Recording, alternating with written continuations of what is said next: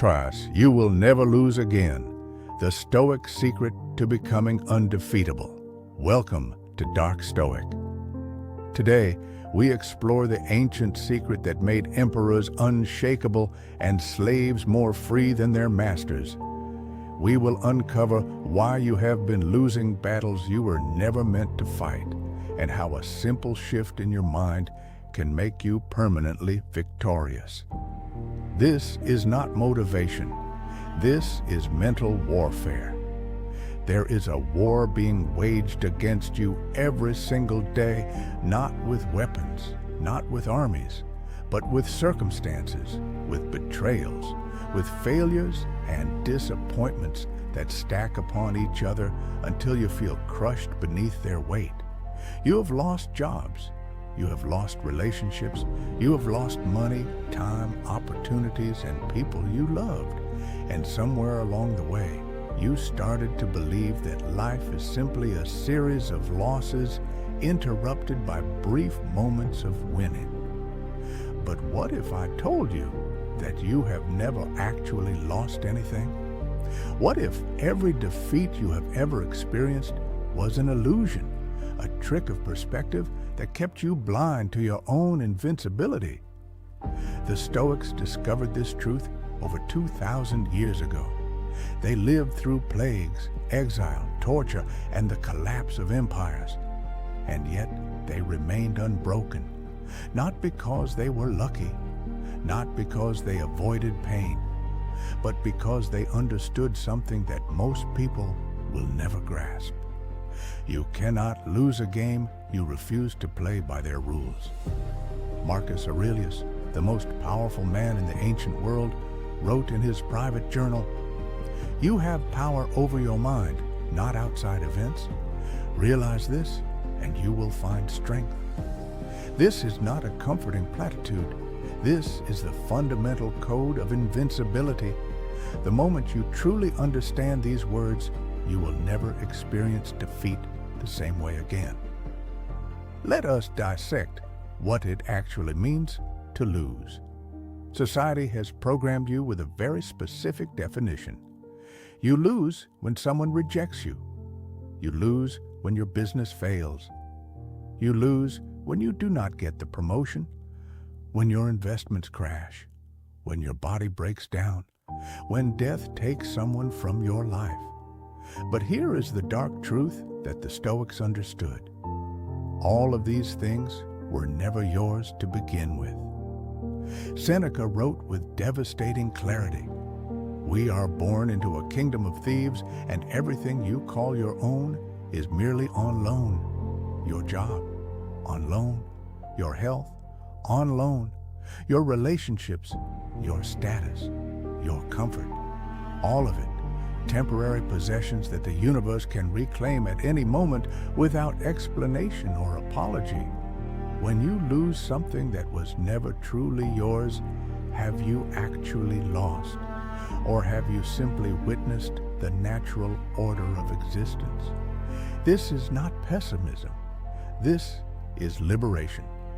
The person who understands that they own nothing cannot be robbed. The person who expects nothing cannot be disappointed. The person who has already accepted the worst cannot be destroyed by it.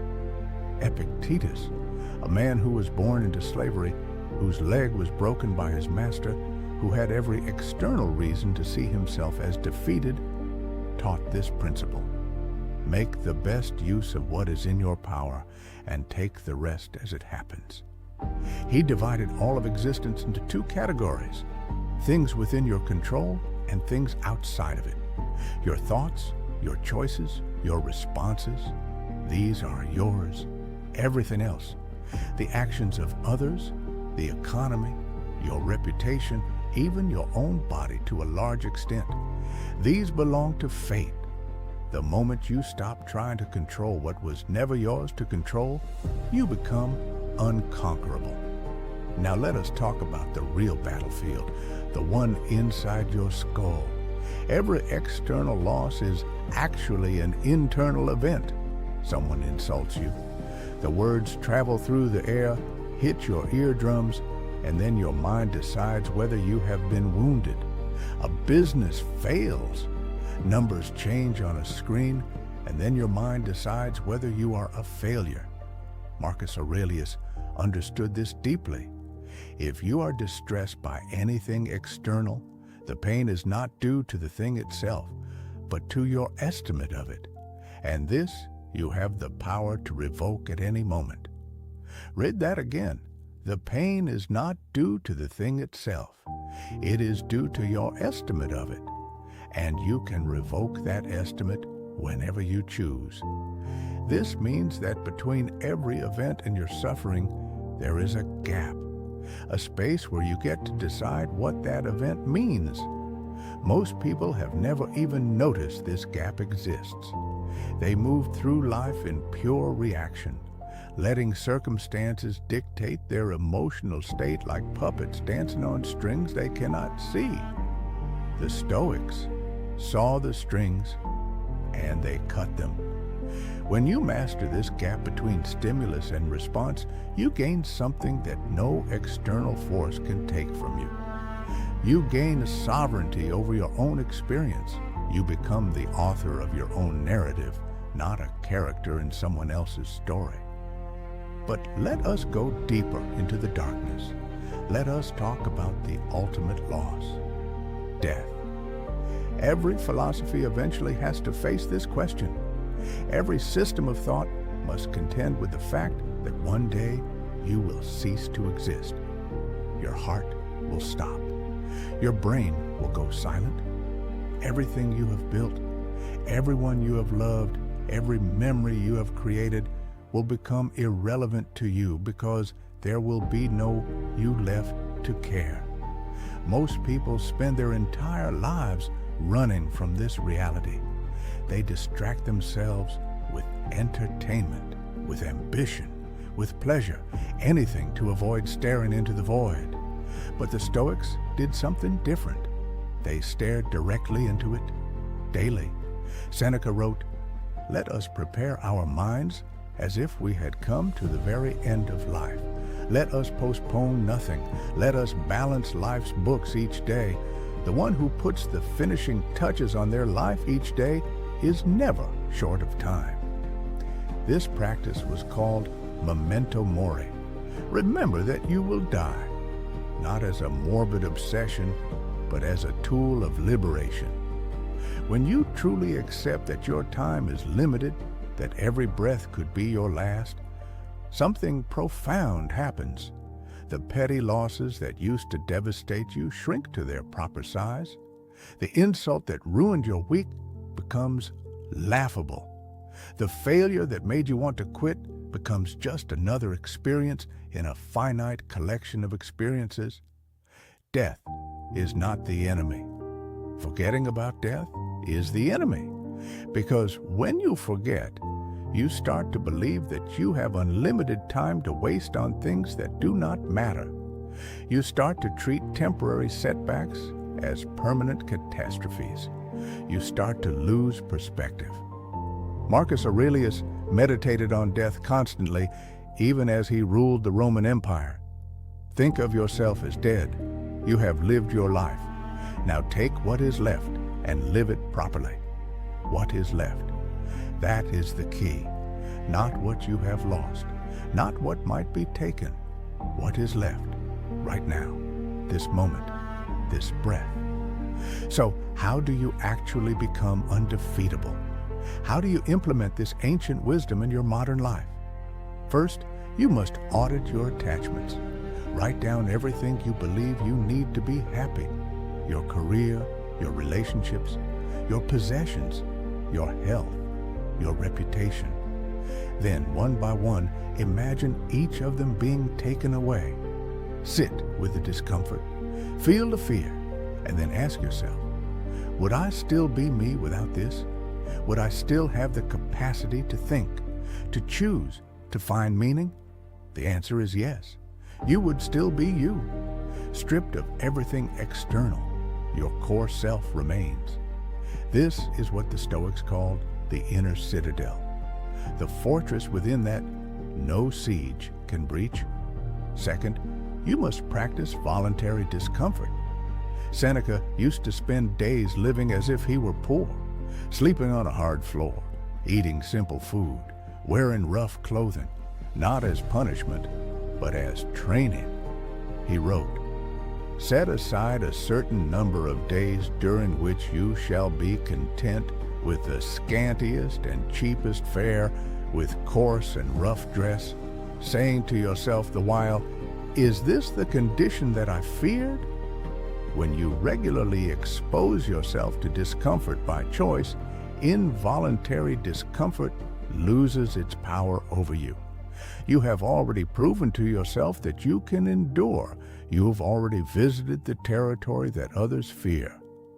Third, you must redefine victory. Stop measuring your success by outcomes and start measuring it by effort. You cannot control whether your business succeeds, but you can control whether you give it everything you have.